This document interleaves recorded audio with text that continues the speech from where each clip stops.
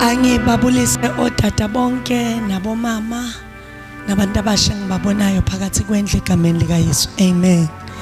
Lo nkulunkulu okuvusile ekseni wakuvikela eyimotweni, wakuvikela einzulwini zobusuku, waphinde wakuvumela ukuthi ungene kule ndawo. Akakuvumelanga ungene kule ndawo ngoba beyingekho into angafuni ukuthi uyithole osukwini namhlanje. But uvumela ukuthi ufike kule ndawo ngoba kunento kumele uphume nayo osukwini la namhlanje. Abantu abathi amen.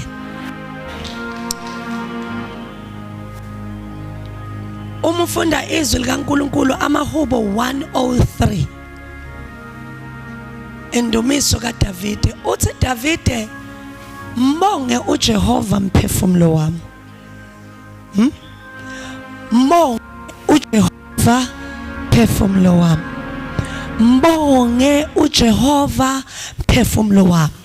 That is a commanding statement. Uyakhomanda kawuceli umphefumulo wakhe, but uyawukhomanda nesithi uyanyanzela, ngisho kahle uyawunyanzelela ukuthi mbonge uJehova mphefumulo wami. Number 1, he command his soul. Ngiyacinga ukuthi kwiposition ayekuyona wayekuyiposition whereby he had to choose, but ukuthi a choose decided ukuthi let me command my soul. Kungenzeka kunezinto inyama yami engakhona ukuzenza, kungenzeka kunezinto ingqondo yami engakhona ukufinyelela kuzo, engakhona ukuyicinga, engakhona nokuzenza, but let me command the soul to praise the Lord. Bless the Lord, oh my soul. Mbonge uJehova mphefumulo wami. Abese yaqhibezela athi nakho konke okuphakathi kwami makulibonge igama lakhe elingcwele. Nakho konke nokugula akubonge igama lakhe elingcwele, nokuhlukumezeka okukhona akubonge igama lakhe elingcwele, nenhlupheko engiphakathi kwayo ayibonge igama lakhe elingcwele. Why? Sinezimo esingena kuzo sibe phakathi kwazo. Uma lezi zimo sezisifikela ziyasisuse kumbongeni uThixo, ziyasisuse kumthe uzwe ukuthi hey umthandazo uyaphela, noma uthi uhlabelela ingoma uyizwe ukuthi iphelele emoyeni, noma uthi uyecaweni kuvele kufana ukuthi bungayanga ecaweni ngenxa yesimo esiphakathi kwakho. Uthi ke Davide lo muntu akayenza umphefumulo wakhe ubonga uJehova, na umbonga awumbonge nakho konke okuphakathi kwakhe, ngoba kunezinto eziphakathi kwakho ayizelanga ukuzobonga uThixo, zizela ukuzodestroy impilo yakho. But when you force them to praise the Lord, they have no choice but to surrender and leave. Kumele zisurrender zenze njani? Zihambe. Abanye bethu bayagula, but when you praise the Lord esimeni sakho sokugula, uNkulunkulu wethu akahlalela nokugula. Ukugula kuna choice ngoba lo nkulunkulu omdumisayo ubese yehla bese yahlala, ngoba lithi iBhayibheli ungohlala endumisweni yabangcwele bakhe. Na uNkulunkulu esengena yena ahlala, ukugula kwenza njani? Kuyahamba. Kunezimo ongeke uyihambise ngezinto eziningi mara uyihambisa ngendumiso. Nakho konke okuphakathi kwami makulibonge igama lakhe elingcwele. Uthi sebekumoshile, bekuhlukumezile, sebekulahlile, sebekuflathele, mara bakubona salokhu uqhamuka ngesmile uthi molweni molweni molweni ninjani, uThixo muhle noma kunje. Nakho konke okuphakathi kwami makulibonge igama lakhe elingcwele. Kwesinye isikhathi izinto eziphakathi kwethu azisivumeli nokuthi siye endlini kaNkulunkulu. Kwesinye isikhathi izinto eziphakathi kwethu zisitshela ukuthi way out ukuzibulala. Kwesinye isikhathi izinto eziphakathi kwethu ucinga ukuthi nangabe uzonda omunye umuntu iyona ndlela ozophumelela ngayo. But ake sifane noDavide sithi bless the Lord, oh my soul, and all that is within me. Abantu ke baxakwe nguwe ngoba bakuthola uphambana nesimo kusona. Ngalesikhathi bekulindela ukuthi uzolila bakuthola uyamoyizela. ngalesikhathi balindele ukuthi bazokuthola unyukubele bakuthola uthetha nabo, ngalesikhathi bekulindele ukuthi uzohlala phansi uyigqume endlini uyivalele bakuthole you are out and about, you are doing something as if ayikho into wrong empilweni yakho. Ayikho into ejabulisa uSathane njengokuthola umuntu osesimeni abese yafundeka ukuthi ukusipha isimo sempilo. Awukangizwanga?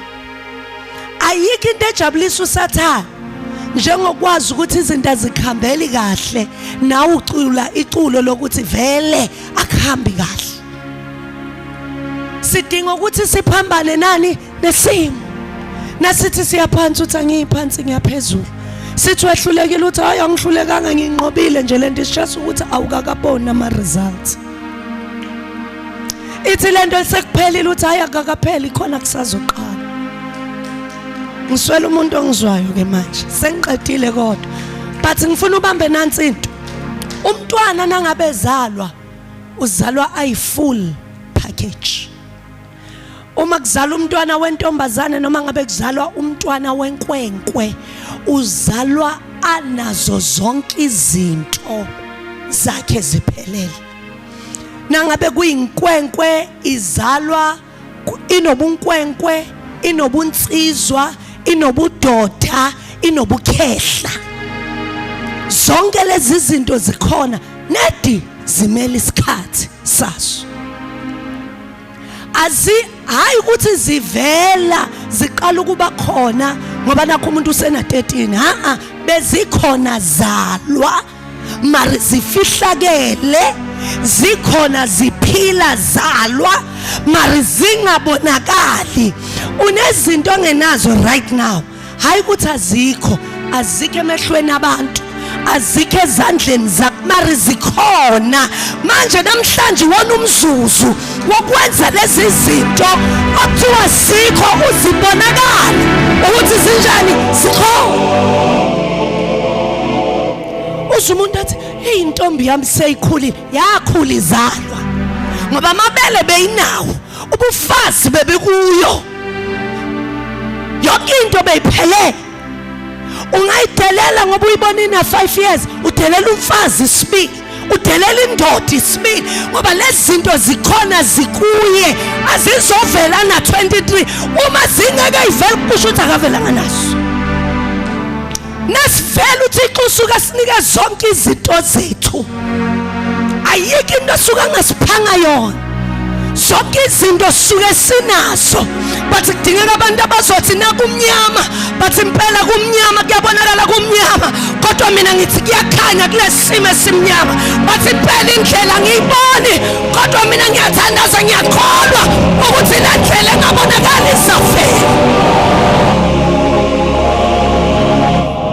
Abesaphinda uDavid athi uJehova ungukukhanya kwami nensindiso yami, ngiyosaba bani na? Kunezinto zakho ongakazi ube nazo uyibambe, hayi ukuthi azikho zikhona.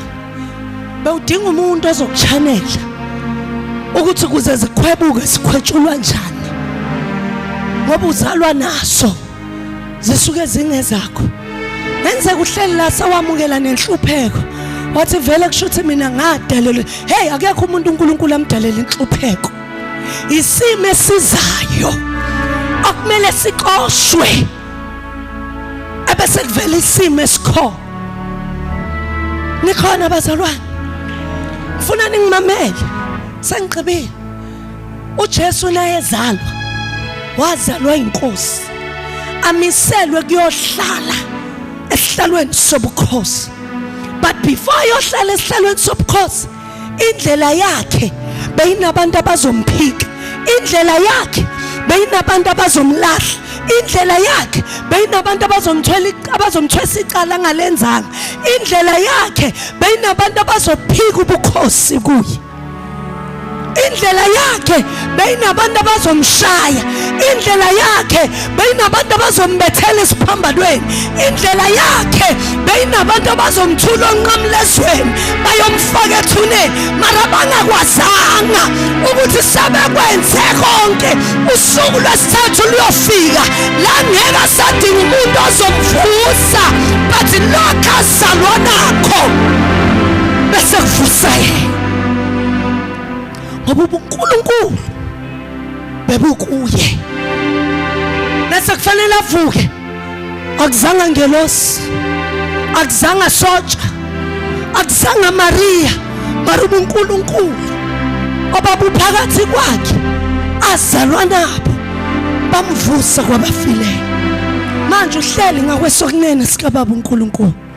Ngiyathandaza uNkulunkulu ozalwe nabo abekuvusa izinto ezifile empilweni yakho. Ngiyathandaza namhlanje uNkulunkulu owazalwa nabo abulanda izinto ezilahlekile empilweni yakho. Ngiyathandaza uNkulunkulu owazalwa nabo akabuvusa izinto bekuthiwa ngeke zenzeke, uzenze zenzeke empilweni yakho. Unakho konke, unakho konke. Mbonga uJehova mphefumulo wami, nakho konke okungaphakathi kwami. Akuvumi ngikudumise mara nakho konke. Khona kumele kusarende kuhambe, khona kumele kusale. Vala amehlo akho ngithandaze nawe. Uma khona uthi mina ngiyamdinga lo Nkulunkulu oyi full package nakho konke, ukhona unjalo uthi ufuna uyamdinga lo Jesu, cela kuthandaza nawe, phakamise isandla sakho la uhleli khona. Omunye athi mina ngamthola lo Jesu mara ngobunzima bendlela ngahamba ngahluleka ngayekela, kodwa namhlanje I want to reconnect my life back to Christ. Nawe bajoyini uphakamise isandla sakho.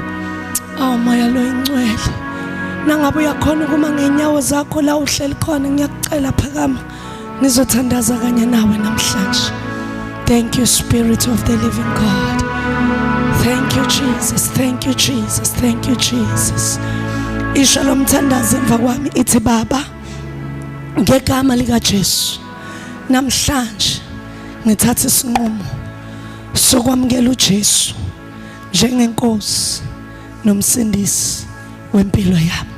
Nkosi Jesu, thethelela konke ukona kwami, hlanza izono zami, ungenze ngibe umntwana wakho ngegama elinamandla, igama lika Jesu.